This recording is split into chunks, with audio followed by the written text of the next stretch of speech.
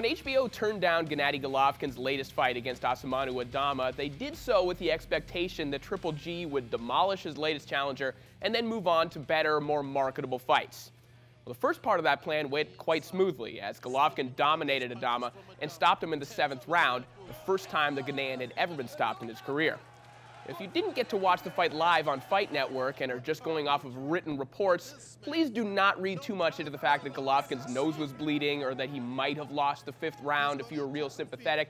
Sometimes in a sport when people punch one another in the face, people get bloody noses. And in that sport, Golovkin remains one of the most dominant forces at this moment. So dominant, in fact, that the executives at HBO may not get the test for Triple G that they were hoping for in 2014. Let's take a look at the landscape for Golovkin.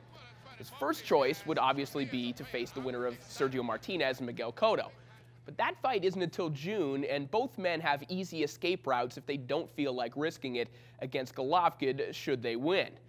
Cotto can fight whoever he wants, namely Canelo Alvarez, for big money, and Martinez can face his WBC mandatory Marco Antonio Rubio should he decide his decaying body can handle fighting twice in 2014. Peter Quillen seems willing to take the fight, but he's on the Showtime and Al Haymon Island. The winner of Julio Cesar Chavez and Brian Vera is an option as well.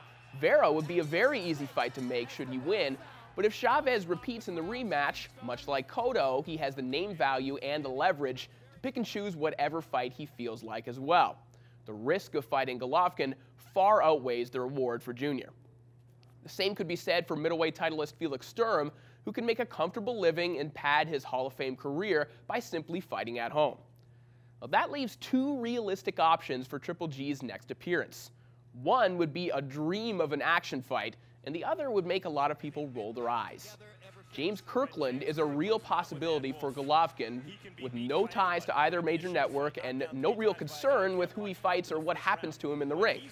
If he wants the fight and can negotiate reasonably, something he didn't do when he asked for $2 million to face Canelo, we could see that mayhem on HBO before June. But more than likely, I can see Andy Lee being the next challenger for Triple G. Since getting stopped by Chavez in 2012, he looked very shaky against Anthony Fitzgerald and didn't really make up for it in blowing out 2 journeymen afterward. Andy is one of the most likable people in boxing, which is exactly why it would be tough to watch him in a fight that he's probably not going to win. But unfortunately, that's probably what we're going to get.